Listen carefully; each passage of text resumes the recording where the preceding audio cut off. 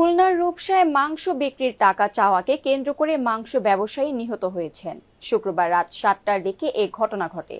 রাত 9:45টার দিকে হাসপাতালে চিকিৎসাধীন অবস্থায় মৃত্যু হয় আরিফ কসাইয়ের। তিনি খুলনা সদর থানাধীন মোহাম্মদ আলীর ছেলে।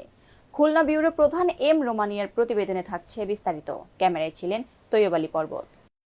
পুলিশের সূত্রে জানা গেছে, খুলনা সদর এলাকার বাসিন্দা মোহাম্মদ আলীর ছেলে আরিফ নামে এক যুবক সন্ধ্যা 6:30টার দিকে রূপসা উপজেলার সেনের বাজার এলাকায় কসাই রুবেলের মাংসের দোকানে যায়। আরিফ রুবেল কসাইয়ের নিকট দীর্ঘদিন ধরে মাংস ক্রয় বিক্রয় করে আসছিল।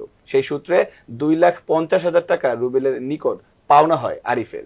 পাওনা টাকা চাইতে এলে রুবেল এবং আরিফের মধ্যে কথা কাটাকাটি ও ধস্তাধস্তির এক পর্যায়ে আরিফকে ধারালো চাপাতি দিয়ে মাথায় সজোরে আঘাত করে।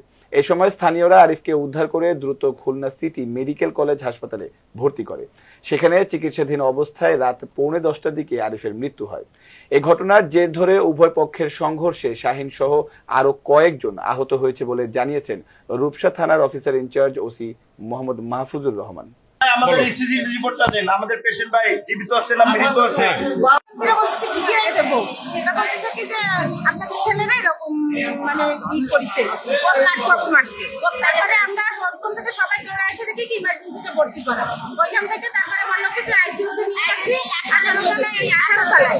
সেখানে আমরা সবাই গেছি, আমাদের এক ফুটে গাড়ি দেবে অন্য তারা গেছে।